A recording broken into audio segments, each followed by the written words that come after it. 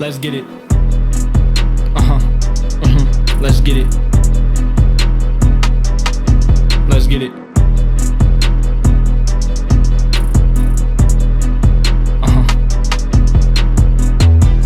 Rockin' Royal, rockin' Navy, know y'all with me, let's get it, baby, Rockin' Royal, rockin' Navy, know you with me. Welcome to another edition of the Cougar Beat Podcast on KSL.com, presented by Connect. You guys know the drill by now. You hear the Cody Epps beat, the Malik Moore beat, Rockin' Royal, available on iTunes. Go buy it. Support those athletes. But I'm not here with Cody or Malik or any of the other football players that you guys are used to right now. I'm joined by a future BYU athlete, I think it's fair to say, the best recruit in Cougar Town right now. I'm just going to go ahead and say it. A couple of football players are going to get mad at me, but that's all right. They can call me when they're a top 40 recruit nationally by ESPN. But Amari Whiting, Timpview High Guard, point guard, 4-star recruit, BYU women's basketball commit, former Oregon commit. We'll get into that in a minute. But Amari, thank you for joining me for a couple of minutes to talk about your career. Yeah, thank you so much for having me. Amari Whiting, if you guys recognize that last name, that she is the daughter of BYU women's basketball head coach Amari Whiting, so we will get that out in front. She's one of the 4 best Whitings I know, I like to joke about. So she might be number 1, she might be number 4, wherever she is, she's rising very quickly. Oh, I'm 1. I'm 1. That's right. Well, maybe 2 behind Steph. Maybe. Maybe number 2 behind Steph Whiting, that's her dog. You can't compete with Steph, though. Yeah, Come on. I mean, his name's after Steph Curry, so That's true. I'll let him have it. But Amari, thanks for sitting down with me for a couple of minutes, and I mean sit down because it's been a tough couple of weeks. On the YouTube video, you guys can find this over at the YouTube channel if you're listening on the podcast, but you can see Amari sitting down with me with a big ol' honking piece of metal on her leg. That looks fun to have. You just really had a very interesting experience a couple weeks ago. So let's start right there. Let's talk about this knee injury, kind of how it happened and when it happened and sort of what it means for you in your career, I guess, a little bit. Do you remember sort of the moment that it happened, I guess? Yeah, so Or are you blocking it out entirely? No, I remember it. Haunts me. Just kidding. But I was on my official visit here at BYU, and we were playing pickup, and I was doing pretty good.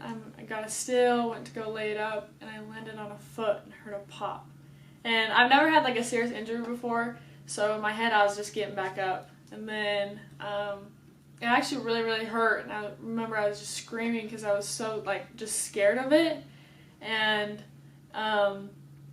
my dad came over and was like, "Let's go, get up," like trying to help me up. And then they just laid me down, took me into the training room, took a look at it, and Jeff told me that he thought it was my ACL.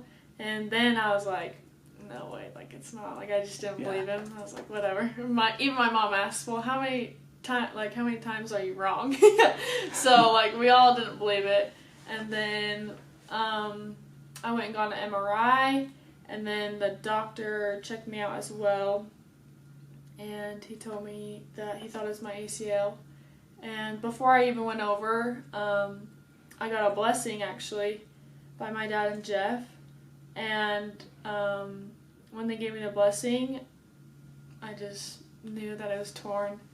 And so I was just in my head preparing for that, just trying to like prepare myself for like the MRI, what the doctor was about to tell me. And so when he told me that and he said it was 9 months, obviously I was just devastated. Yeah. I remember going home and just laying in my bed like just so like mad and frustrated. Mm-hmm. And my mom actually came in, and so did my dad, and they were just talking about all the positives about how this is like pretty good time to like, if it had to happen, like happen now, because I'll be back for my freshman season. Plenty of time to rehab before my first game. And my mom told me, she's like, "Hey, I'm going to give you 5 minutes. You get a shower, you get to let it all out for 5 minutes, then after that we're moving on." So I let it out and then came out of the shower and it's time to work. So, I mean, it definitely sucks. I mean, right now I'm just working on getting healthy.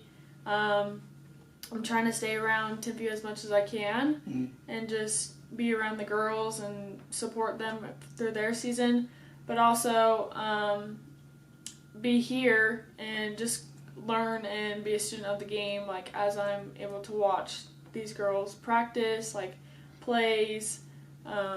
They signed me up for a couple classes starting January so I can get ahead of school.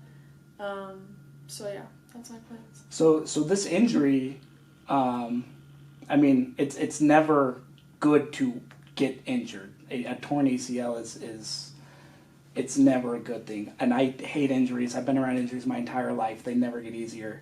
But in a lot of ways, this did expedite kind of your college admissions process, I guess. Yeah. In a lot of ways, you're going to enroll in January and just kind of continue rehabbing here in Provo at BYU with, I mean, I'm assuming as an enrolled student committed to the basketball program, that'll also give you full access to kind of their sports medicine staff and their rehab facilities and everything as well. Have you guys kind of talked about that some? Yeah, so that was one of the big factors of deciding to graduate me early because I feel like if I wasn't playing basketball, like I wanted to focus and spend all my time on my knee.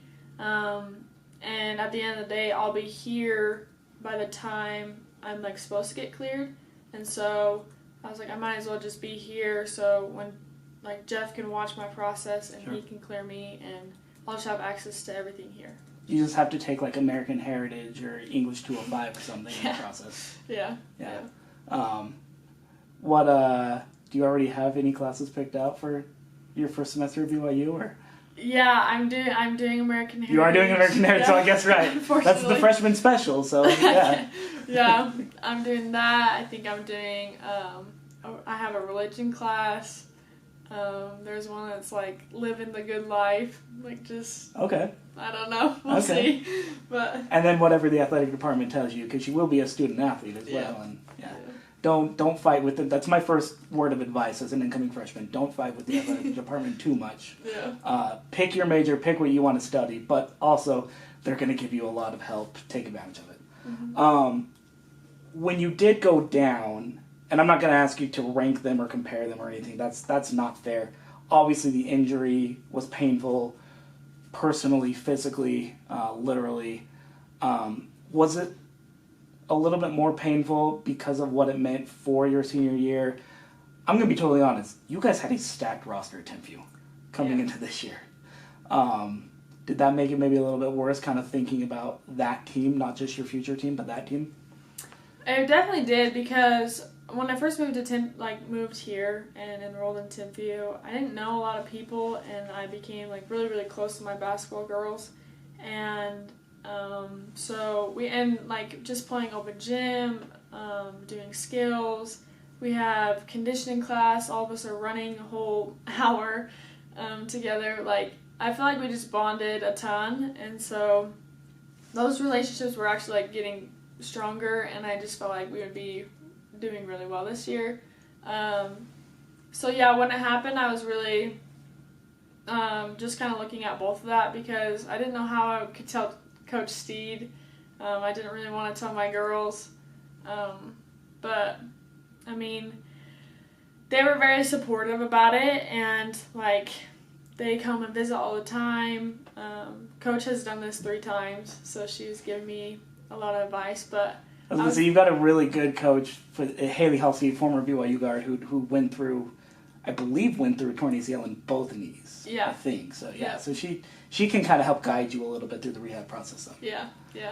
But, yeah, I would say that's what kind of pained me the most is, like, I feel like it was super hard to, like, move down here my senior year, like, switch colleges, do all this, and then I was finally getting, like, happy, excited, and then this happened, and so it was really like it rocked my world. Yeah. But I mean, I have a lot of great support, great love, and so Timpview, obviously, it's sad that I don't get to play, but I'll be right there on the bench with them. Yeah, I love it, and I love to hear that too, because you are, I mean, that is quite a bit of adversity for a teenager to face.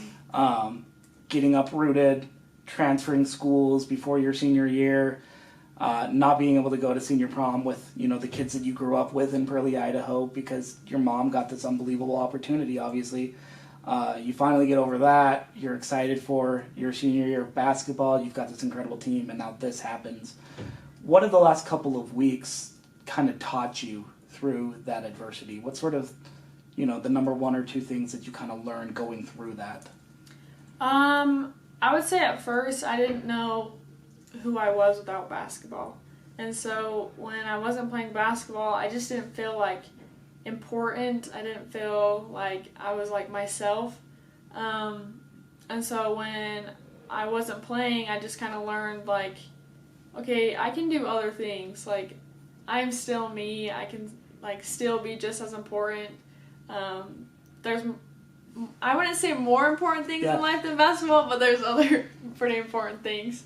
But also just to like be fearless, because I mean, at first when like I got my surgery, they told me I needed to start walking, like I could walk without crutches, to like move it around. I was super like scared and nervous, and like even today's my first day getting on a bike, and I just was like holding myself back because I was just so nervous to do anything with that. I didn't want to make it worse. Mm-hmm. And then they just told me, they're like, okay, you can't do anything else to hurt it worse, so just keep going, you got it. So, like, I mean, I just needed to believe in myself the same way I believe in myself on the court, and so I would say those are two things I learned. I love that, because you're not only a great basketball player and a really down-to-earth teenage girl, seriously, one of the more down-to-earth teenagers that I've been around. So shout out, props to your parents for raising you right. We'll credit mostly your mom, not your dad, for that. But one of the I love that so much, because one of the things that kind of drew me in about your story is you're also like a part-time Instagram model. That was a joke.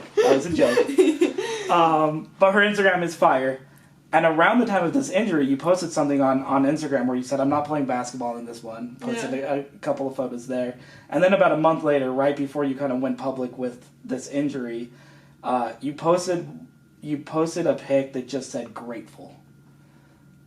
What is kind of this, I guess this last month or so, this experience, this injury and everything, taught you about gratitude? I would say just be thankful grateful for the little things. Obviously, I love basketball, and it was taken away from me so fast, and I just was super devastated by it. But one of the key moments, actually, so before our state championship game, my dad was giving me a pep talk before my game. And I remember he pulled me into a hug, kissed my forehead, and said, some other things, but ended with, I'm with you every step of the way.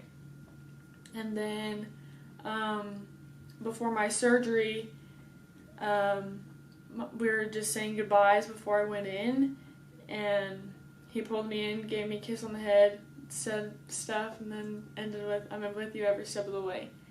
And at first I thought it was just my dad being cute, But,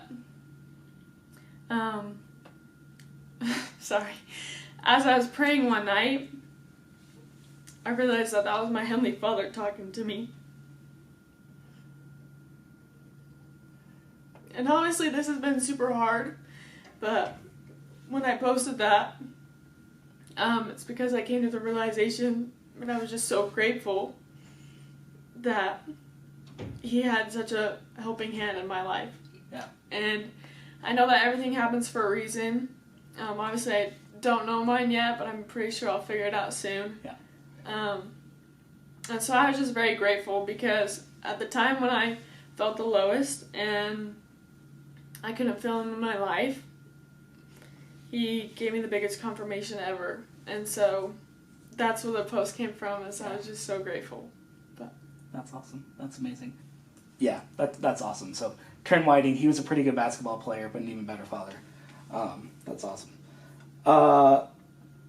Let's move a little bit forward, because we talked about your future plans. You're planning on enrolling in BYU next semester, so in January. What was it about BYU? Because you did go through a very public switch. You were committed to Oregon, and then your mom got the job at BYU. You didn't decommit right away. You kind of thought about it for a long time, and then finally committed to BYU, to your mom, to the Big 12 future. What was it in that time that made you sort of rethink your decision, I guess, and think that BYU was the right place for you? At first, it was definitely, I didn't want to switch at all, because I loved Kelly. I loved Oregon. That was been my dream school. And so I was set on going to Oregon. And then I slowly realized when my mom got to coach me one final AAU tournament, and then the rest was with my dad. And at the end of the AAU season, I kind of realized, like, dang, I kind of miss my mom coaching me. And not saying my dad didn't do good, but great father, great father. I was missing my mama a little bit, and so I realized that, and then I was kind of thinking about it. My mom changed everything that I didn't like, and obviously BYU is in my top 6, but she came in here, and everything that she put in, everything that she changed was just like, it's something, everything I just loved. Mm-hmm. And so, and even when I thought about my mom coaching other girls and these girls getting to be under her, made me a little bit jealous. Yeah. And so I just realized, I was like, I'm not letting my mom go into the Big 12 alone. Like, it's always been the duo. I was like, so might as well finish it out. So you might as well finish it out together. Yeah. That's awesome. That's great. Well, as somebody, because I know a lot of BYU fans are looking forward to your mom to Coach Whiting's first year with the women's basketball program. As somebody who's played in a Coach Whiting system, what does Amber Whiting basketball look like? Can you give us a little bit of a tease to maybe some things of what BYU fans can look forward to? Yes. Be prepared to see a lot of defensive stops, and if there isn't defensive stops, a timeout will be called. My mom is very defense first, and I love it because, like, at Burley, we weren't very offense dominant any of my years I was there. And what made us so successful is that we were able to get so many defensive stops. Like, we were a defensive first team. We even set the state record for least points scored in a game. Yeah. So, like, we stayed in tough games because we just bought in on defense. I would say that, and also she's very,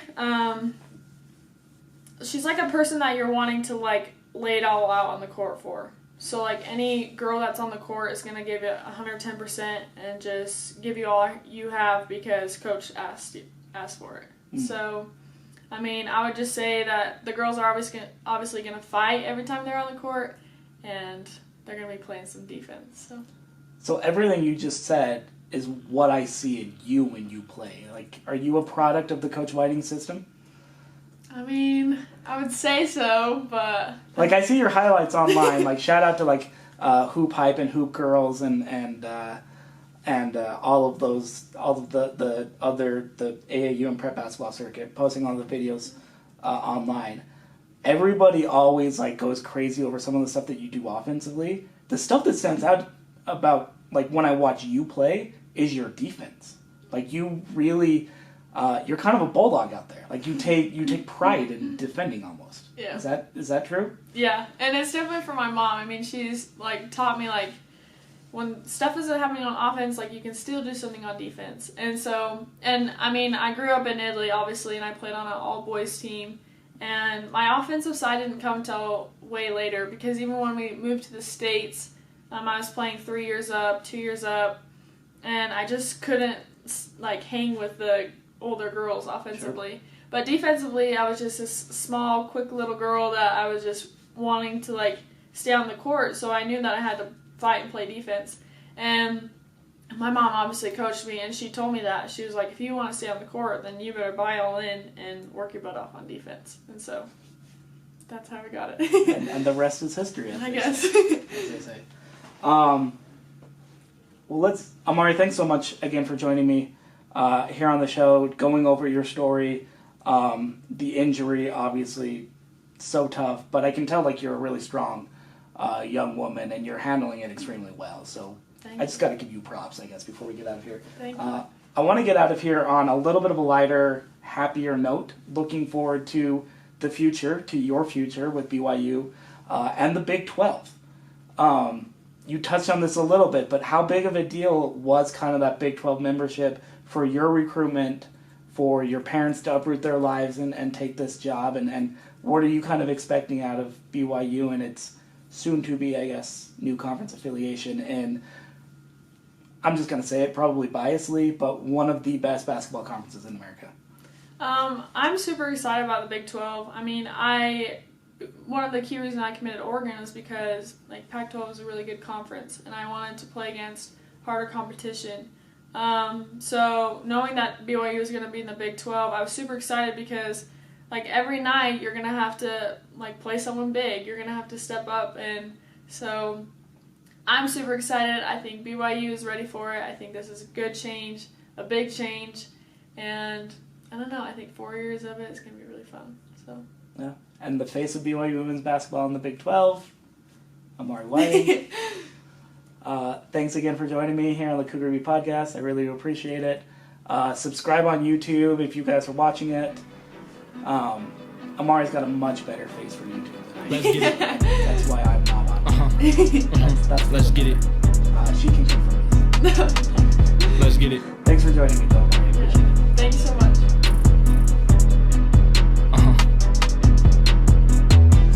Rockin' Royal, rockin' Navy, know y'all with me, let's get it, baby, rockin' Royal, rockin' Navy, know you with me, let's get it, baby. Boys just came back from their mission, we going crazy. Kalani got no problems, you could call him Jay-Z. Best fans up in the nation since the 1980s. Strength staff keep us working, yeah, we never lay